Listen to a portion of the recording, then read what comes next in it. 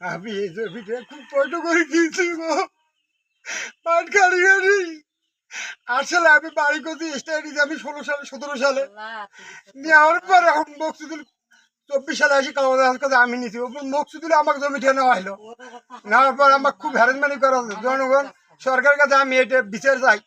উনি আমাকে জমি নেওয়া হলো, আবার উনি আমাকে আবার জমি থেকে উৎখাত করাছে। আমার বাড়ি ঘর ভেঙে গেছে, ছেলেরা থাকতে পারে না, ছেলেরা তো আমার বাড়িতে খাড়া থাকে।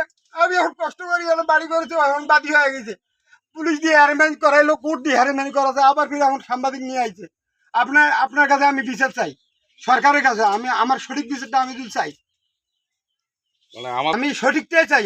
আমি যদি জমিটা পাই আমাকে দেন, সরকার আমাকে একটা বিচার করে দেন, ন্যায্য বিচার করে দেন। আপনি কত সালে নিছেন? আমি জমি নিয়েছি 8 সালে, স্টাইল করছি 16 সালে।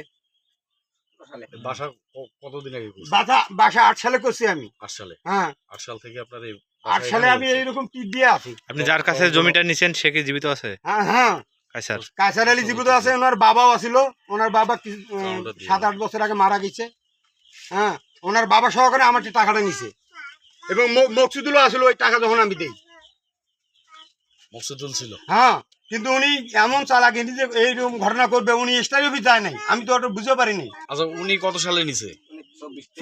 23 সালে নিছে উনি। 23 সালে নিছে? হ্যাঁ। কার কাছে নিল?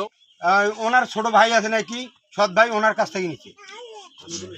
সেটা কি সৎ ভাইয়ের মানে অংশ এটা? না না না, ওর সৎ ভাই নাকি ওনার বাবার কাছ থেকে স্টাইল নিচ্ছে। আচ্ছা, ওনাদের বন্টকনামা আছে কি? বন্টকনামা আছে? আমরা ওটা বলতে পারবো না, সাধারণ মানুষ। আচ্ছা ঠিক আছে, আমরা ওটা বলতে পারবো না।